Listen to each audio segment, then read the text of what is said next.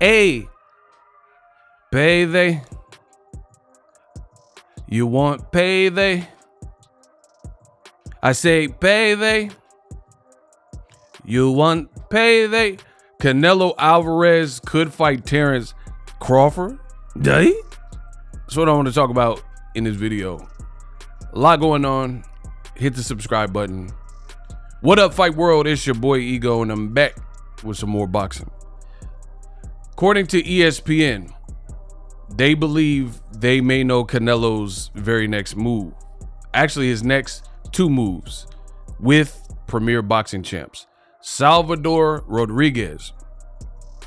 He put out this. Now there's a video report and also written text. And he's saying that Canelo could fight against first Jermall Charlo, the other brother, because he already fought Jermall at this point. And then he might go after Terence Crawford, according to his sources, his information. Now, let's see. Let's see if this is the tweet. Benavidez's entourage feels that the fight with Canelo does not come in May and perhaps not in September. Apparently last night, Canelo Charlo in May, and then we'll see who has the last word. So it's looking like Canelo versus Jermall Charlo.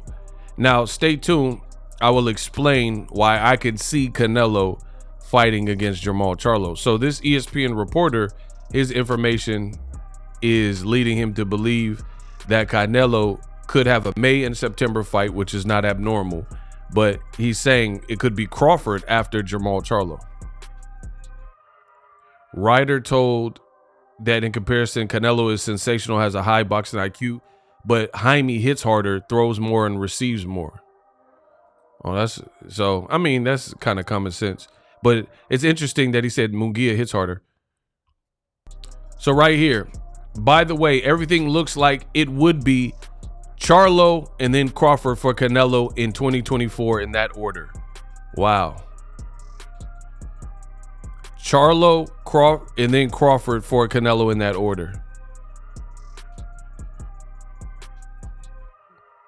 I don't even know what to say. I really don't.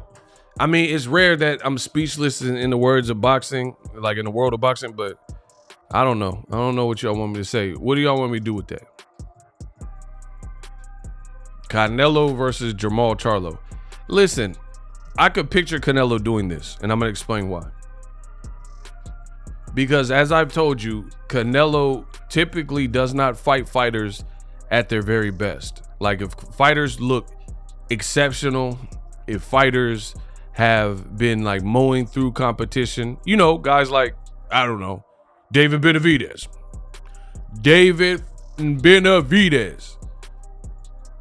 Canelo usually doesn't pick him. But him and his fans, look, he looked guilty. Look at Canelo right there. He looked guilty. Look, he looked like he cherry picking. He looked guilty.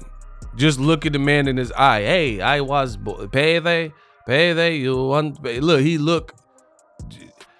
Listen, if he looks guilty, put guilty in the comment section. That's all I want to see in the comment section. If you think he honestly looks guilty of what I'm about to pin on him, then just type guilty in the comment section. But this is really no mystery. Canelo's all over the place, right? 1 minute he says, I don't want to fight Mexican fighters, which makes no sense because you fought Mexican fighters. How you don't want to fight Mexican fighters when you Mexican? How you don't want to fight Mexican fighters when you fought Mexican fighters? Alfredo El Perro Angulo. Guys like Julio Cesar Chavez Jr. Guys like Alfonso Gomez. Guys like Miguel Vasquez. You fought him a couple of times. Huh? Somebody got to explain why I ain't got So Canelo, like I said, he's all over the place. He says, I don't care. I fight anybody. Like, no, you don't. Because you're not trying to fight David Benavidez. And the world sees it. Now, the funny thing about my job is this. You're going to have buffoons, you foolish infidels, in the comment section, oh, you're hating on Canelo, bro. He's just a hater. They're going to bring up videos I made 3-4+ years ago regarding Canelo versus Jermall Charlo. There was a point in time where I wanted to see that particular fight real bad. But just like anything in this world, not everything lasts forever. And in fact, it's quite the contrary. Most things don't last forever. Like, for example, have you ever had a crush on somebody? Like, you were really into them and you thought they were like the finest woman around. That doesn't mean 4 years later, when the situation changed. Let's say everybody in your city or at your school or whatever, at your job, ran through the chick. Everybody dated the chick. She messed around and had multiple kids with multiple baby daddies. She dabbled in drugs. She didn't take care of herself, gained a little weight. Then that doesn't have any bearing 4 years later. You're like, oh, hey, Ego, you said she was beautiful. I mean, look at like video vixens. In the early 2000s, there were some chicks and they was bad. But you look at some of them now and they might be doing bad. But again, what are you going to hold me to something I said in 2010, 2015, when they were relevant and on the video screens and the video vixens? Like, it doesn't make sense. Ironically, the Canelo radical fans, they lack common sense and brain cells. So they're going to, oh, but hey, you said that you wanted to see Canelo Jermall Charlo. The reason why I'm not really hyped about the fight now is because things have changed. You had Jermall Charlo, who's fought one time in the last several years. And the irony is this: you had Canelo fight fans and they were counting off the days. Oh, Jermall Charlo's been inactive for 800 days. Oh, Jermall Charlo, he's a bum. This is the irony with all the Canelo radical fans. They say Jermall Charlo sucks. They say he's inactive. Start counting how many days he's been out the ring prior to the Jose Benavidez Jr. fight. All of these things. And then if Canelo picks Jermall Charlo, then they'll say, oh, this is a great fight. This is what you wanted. But majority of the people, including myself, that wanted this fight, we wanted it when we wanted it. Just because you have a craving for pizza on a Tuesday doesn't mean by Saturday, if you didn't get the pizza, that you still want pizza. You might be in the mood. Things change, you know. Now I'm in the mood for tacos. I don't want Italian food because I didn't get it when I wanted. You know what I'm saying? Now I want something sweet. I want some ice cream. Yeah. Give me some hominy grits. I want some breakfast. I want breakfast in bed with some eggs. I said I want some eggs and chicken sausage.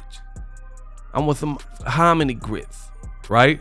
So that's the reality when it comes to Canelo. We wanted to fight. He didn't deliver the fight. And now he might deliver it when he wants, which is typical Canelo. So I'm not impressed. As far as him fighting Crawford, I don't even know if that's true. I could definitely see him fighting Jermall Charlo because, like I said, he's been inactive. He missed weight. He fought Jose Benavidez and didn't stop him. And he just beat Jermall Charlo. And because we know he don't want to fight David Benavidez. That's the other reason. He don't want to fight David Morrell. You know, people in his actual weight class. And listen, don't tell me anything. If you can't understand this, then it's not meant for you. Do what you want. Unsubscribe from the channel. Don't listen to me. I don't know. I don't know what to tell you. But if you can't understand this, Canelo is undisputed at super middleweight and he's not fighting super middleweights. Like, if this is true, what ESPN Knockout is saying, that Canelo's 2024 would consist of Jermall Charlo, who's never fought at 68, missed weight, and didn't stop a smaller guy moving up that Terence Crawford stopped, and Jose Benavidez. And then Crawford, that'll be 3 fights with PBC. Everybody wanted Canelo to sign with PBC, rightfully so. And that'll be 3 fighters that aren't actually 168 pounders. I mean, man, you come straight out of a comic book, man. This is embarrassing. This is truly embarrassing. I don't know anybody else. Like, it's funny because the Canelo fans and other fans, they say, oh, Gervonta Davis needs to fight somebody. He's 30 years old. Well, Canelo's over 30 and he's undisputed and he's holding the belts hostages. And if this is true, he's trying to fight 3 people with PBC, none of which have ever competed at 168 before. Jermall Charlo, and then you have Terence Crawford, and he would be moving up 3 weight classes from where he last fought and where we have known him to fight for the last several years, which is welterweight, 147. Now, I know some people, they're like, oh, Crawford beats him, skills pay the bills. Bro, we're talking about weight. Weight matters, skills matter, but weight does matter when you're dealing with skills. Like when 2 fighters have skills, and then, you know, the deciding factor could be, and the separator could be who takes a punch better, who's heavier, who has a game plan that's more rugged, right? Things like that. Because like even this is a beautiful performance by Crawford, but Errol Spence probably stayed at division too long, and he's a big dude, but he's also probably killing himself to make weight. Canelo is fighting at 68, you know what I'm saying? So he's probably not like supremely weight drained because he hasn't fought his whole career at that particular weight. Canelo Alvarez started off lighter and then gradually moved up, and now he just keeps moving up somehow, right? So this is just laughable at this point. If Canelo picks those 2 fights, as ESPN is saying, I'm definitely rooting for Jermall Charlo, and then I'm definitely rooting for Terence Crawford. If Canelo beats, and based on the last performance, you would probably favor, and I think it could be a difficult fight, but my thing is this, and I think if I know this, Canelo knows this. I don't know what to expect from Jermall Charlo because of his absence. I don't know what was lost in those 3 years, because he had some family problem. I know he's in Africa now and, trying to get back gang, but it's still, to me, it's more of a wild card. Crawford, you don't really have to worry about him. He's roller skating with Floyd Mayweather right now. And at the Adult Movie Awards, he stays in shape. He stays boxing centric and boxing ready. To my knowledge, he doesn't poison his body. So Crawford, he's built up that sweat equity. So you naturally trust him to just be focused on boxing. I'm definitely rooting for Crawford if this happens because I'm a huge underdog supporter. I love a good underdog story, and what Canelo is doing is wrong, simply put. So I'm definitely rocking with Crawford over Canelo. Now, I don't know if he beats him. I don't. This is not a fight prediction, but I'm telling you, I would rock with Crawford because I don't like when people try to game the system. I want Crawford to prevail. If Canelo's trying to pick on someone smaller and he keeps doing it, I want Crawford to set history and, put a stop to that. Because we got to get boxing back to its rightful spot. We'll never get to the top at this rate, you know what I mean? If things don't happen, and things that shake up the game of boxing need to happen. So let's go, Bud. Let's go, Charlo. Canelo, he keep picking on smaller people. Subscribe.